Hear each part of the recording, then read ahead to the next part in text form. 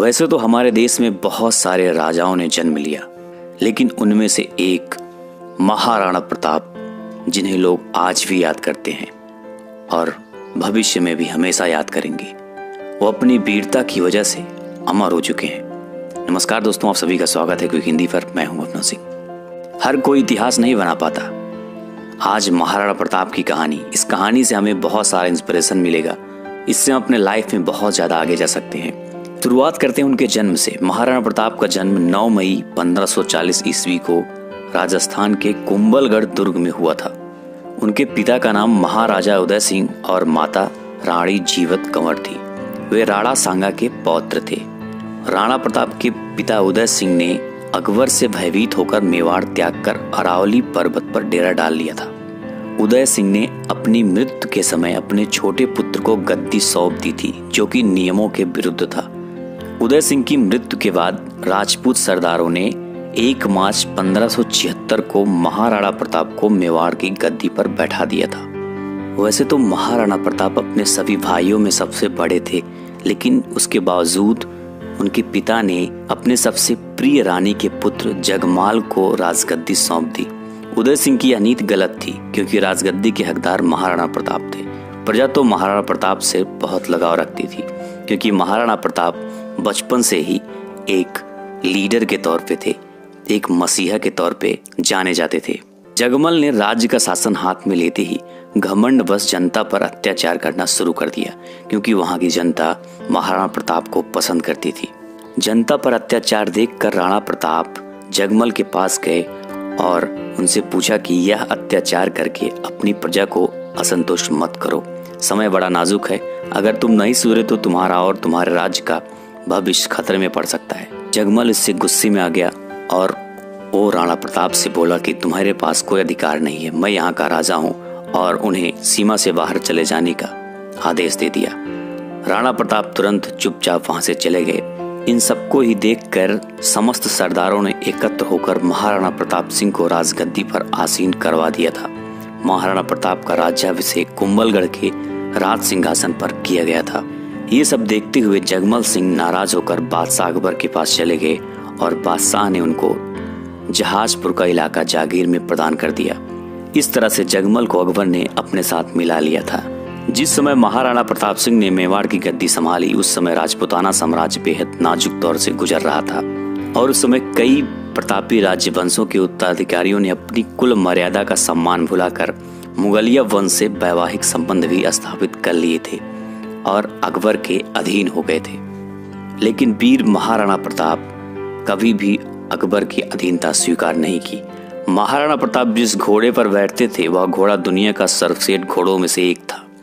महाराणा प्रताप जब 72 किलो का कवच पहनकर 81 किलो का भाला अपने हाथ में रखते थे, भाला और कवच सहित ढाल तलवार का वजन मिलाकर कुल 208 किलो का उठाकर वे युद्ध के मैदान में लड़ते थे। सोचिए तब उनकी शक्ति क्या रही होगी। इस वजन के साथ रणभूमि में दुश्मनों से पूरा दिन लड़ना मामूली बात नहीं होती थी। इस देश में जितने भी देशभक्त राजा हुए हैं, उसके खिलाफ उनका ही कोई अपना जरूर रहा है। जयचंदों के कारण देशभक्तों को नुकसान उठाना पड़ा था। अकबर चाहता था कि महाराणा प्रताप अन्य राजाओं की तरह उसके कदमों में झुक जाए। महाराणा प्रताप ने भी अकबर की अधीनता को कभी स्वीकार नहीं किया। अजमेर को अपना केंद्र बनाकर अकबर ने प्रताप के विरुद्ध सैनिक अभियान छेड़ दिया था। महाराणा प्रताप ने कभी अकबर से हार नहीं मानी। उनकी वीरता से अकबर की सेना में डर था। रात को सोते वक्त भी अकबर के सपनों में राणा प्रताप आते थे। प्रताप की वीरता ऐसी थी कि उनके दुश्मन भी उनके युद्ध कौशल के कायल थे।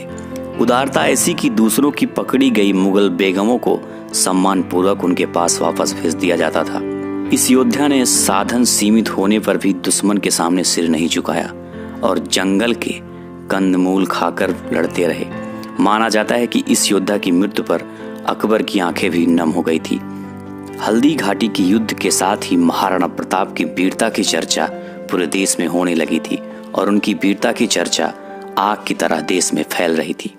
बहुत सारे राजपूत महाराणा प्रताप को अपना नेता मान लिए थे। अकबर को इसी बात का डर भी सताने लगा था। हल्दी घाटी के युद्ध में अकबर के पास मुगल, राजपूत, पठान योद्धाओं के साथ जबरदस्त तोपखाना भी था। अकबर के प्रसिद्ध सेनापति महावत खान, आसफ खान, महाराजा मान सिंह, शहजाद सलीम भी उस मुगल वाहिनी का संचालन कर रहे थे, जिसकी संख्या 80,000 से 1 लाख बताया जाता है। इस युद्ध में प्रताप ने अभूतपूर्व वीरता और साहस से मुगल सेना के दांत खट्टे कर दिए थे और अकबर के हजारों सैनिकों को मौत के घाट उतार दिया था। और इसी युद्ध के दौरान महाराणा प्रताप ने मान सिंह को मारने के लिए उनकी तरफ आगे बढ़े। अपने घोड़े को उनके हाथी की तरफ लेके जाते ही उनकी ओर भाला से वार कर दिया, लेकिन मान सिंह के हाथे में लगी तलवार से महाराणा प्रताप के घोड़े चेतक का पांव कट जाता है और चेतक घायल हो जाता है। चेतक के लड़खड़ाने की वजह से राणा प्रताप भी लड़खड़ाने लगते हैं और इसी को देखते हुए विकट परिस्थिति में झाला सरदारों के एक वीर पुरुष ने, जिनका कद महाराणा प्रताप जैसे था, महाराणा प्रताप का मुकुट और छत्र अपने सिर पर धारण कर लिया था। मुगलों ने उसे ही प्रताप समझ लिया और वे उसके पीछे दौड़ पड़े। इस प्रकार उन्होंने राणा को युद्ध क्षेत्र से निकल जाने का अवसर प्रदान कर दिया था। हालांकि प्रताप बाहर नहीं जाना चाहते थे, लेकिन उनके उस सरदार ने उन्हें जाने के लिए विवश कर दिया, क्योंकि भविष्य भी देखना था। वो नहीं रहते तो आगे क्या होता, ये सब समझाकर राणा प्रताप को युद्ध से उन्होंने बाहर कर दिया और खुद युद्ध भूमि में वीर गति प्राप्त हुए थे। राणा प्रताप के साथ साथ उन्हें भी आज याद किया जाता है। उसी हल्दी घाटी के युद्ध के दौरान ही उनका प्रिय घोड़ा चेतक का भी मृत्यु हो गया था, लेकिन मरने से पहले चेतक ने राणा प्रताप को एक सुरक्षित स्थान पर पहुंचा दिया था।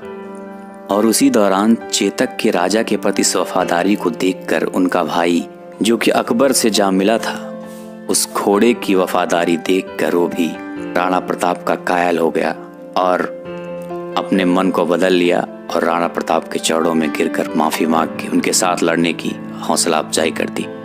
दोस्तों, उनके पास सिर्फ घोड़ा ही नहीं, एक हाथी भी था जिसका नाम राम प्रसाद था।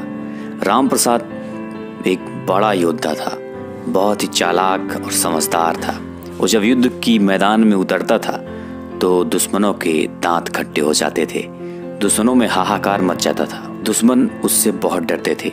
यही वजह थी कि अकबर ने राम प्रसाद को पकड़ने का आदेश दे दिया था और मुगल सेना ने कई सारे हाथियों के बल पर आखिरकार राम प्रसाद को पकड़ लिया था और उसे ले जाकर अकबर को सौंप दिया गया था। अकबर चाहता था कि वो उसकी सेना में शामिल हो जाए, लेकिन वो बंदी बनाए जाने के बाद राम प्रसाद ने अन्न जल सब कुछ त्याग दिया और आखिरकार वो कुछ दिनों के बाद वीर गति को प्राप्त हुआ। यह देखकर अकबर ने कहा था कि जब हम एक जानवर को नहीं झुका सकते तो उसे झुकाना इम्पॉसिबल है। राणा प्रताप ने कभी हार नहीं मानी। जंगलों में रह के घास की रोटी खा के वो लड़ते रहे और आखिरी तक लड़ते रहे और कभी भी अधीनता स्वीकार नहीं किया। यही वजह है कि आज भी वो अमर है। इन कठिन परिस्थितियों में जिंदगी जी कर वो अमर है। वो चाहते तो बाकी सभी राजाओं की तरह अकबर की अधीनता स्वीकार करके ऐसो आराम से अपनी जिंदगी को जी सकते थे।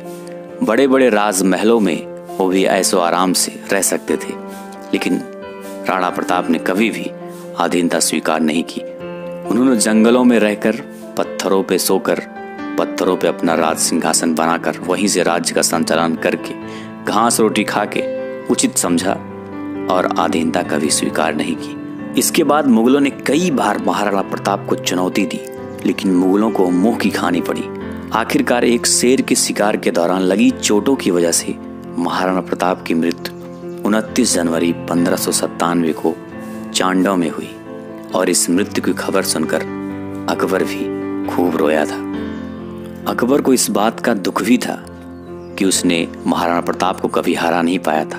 अकबर ने कहा था, इस संसार में सभी नासवान हैं, राज और धन किसी भी समय नष्ट हो सकता है, परंतु महान व्यक्तियों की ख्याति कभी नष्ट नहीं हो सकती। पुत्रों ने धन और भूमि को छोड़ दिया, परंतु उसने कभी अपना सिर नहीं झुकाया। हिंद के राजाओं में वही एकमात्र ऐसा राजा है जिसने अपनी जाति के गौरव को बनाए रखा। और आज यही वजह है कि महाराणा प्रताप को आज भी लोग बहुत ही सम्मान के साथ याद करते हैं। उनको याद करके लोग गर्व महसूस करते हैं। उन्होंने मौज मस्ती को नहीं, कठिनाइयों को चुना था। यही कारण है कि उन्हें आज भी लोग याद करते हैं और हमेशा उन्हें याद किया जाएगा। तो इस कहानी में इतना ही। अच्छी लगी तो लाइक करना, जो लोग नए हो चैनल पर चैनल को सब्सक्राइब करके बेल आइकन जरूर प्रेस करना। फिर मिलते हैं ऐसे किसी अन्य वीडियो के साथ, तब तक के लिए जय हिंद, जय भारत।